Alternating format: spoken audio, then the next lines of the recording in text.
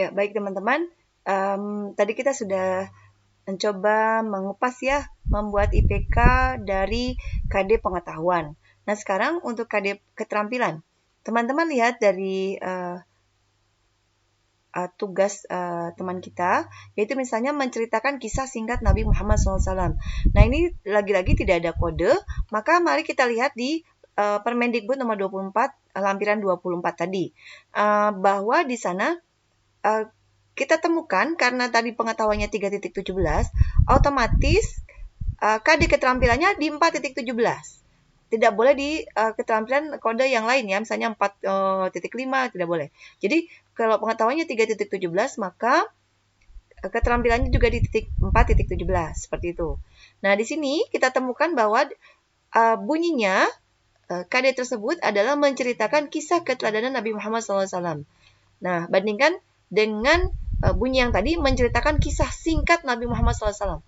Jadi ini bunyinya tidak original. Seperti itu ya. Nah, kemudian bagaimana IPK-nya? Karena ini adalah ranah keterampilan, maka teman-teman kita akan menggunakan kakao keterampilan dari P1 sampai P5 ya. Nah, menceritakan kita lihat ya. Menceritakan ini adalah antara ranah P2 sampai P3 di mana pengembangannya tergantung tingkat kompetensi yang dimiliki oleh peserta didik. Jadi, kalau untuk P1 yang sebagaimana kita ketahui, kalau untuk P1 boleh saya kasih lihat sini. Kalau P1, teman-teman, di sini meniru ya, menirunya duplikasi seperti menjiplak dan sebagainya. Jadi mereka meniru betul-betul meniru.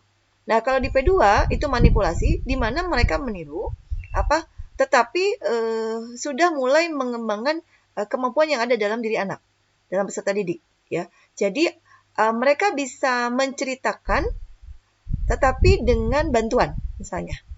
Nah, di P3 presisi mereka bisa menceritakan tetapi mereka sudah ada improvisasi dari dalam diri mereka, atau mungkin bahkan bisa kita lepaskan sampai kita lepaskan mereka bercerita bergantung dengan memori yang mereka miliki. Nah, seperti itu. Jadi kalau kita hubungkan dengan KD keterampilan yang ingin kita tuangkan dalam IPK, maka kita coba buat menceritakan secara lisan, misalnya sikap kemandirian Nabi Muhammad SAW saat berniaga. Jadi kita ingin mereka bercerita tentang sikap kemandirian Nabi saat berniaga, karena di dalam pemahaman, dalam pengetahuan, mereka sudah diceritakan bagaimana, atau mereka sudah diberikan materi tentang bagaimana keteladanan Nabi Muhammad SAW ketika berniaga, ya, dari mulai kecil sampai remaja dan seterusnya. Nah, di sini kisah menceritakan ini bisa kita batasi sejauh mana mereka bisa, gitu ya, bisa mempraktekkan atau menceritakan, ya, sesuai dengan kondisi anak-anak kita. Kalau mereka memang kondisinya mampu untuk bercerita lebih luas lagi, maka bisa kita masuk ke dalam P3.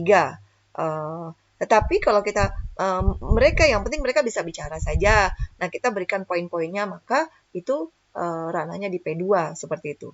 Nah, jumlah IPK di sini juga tergantung keputusan guru.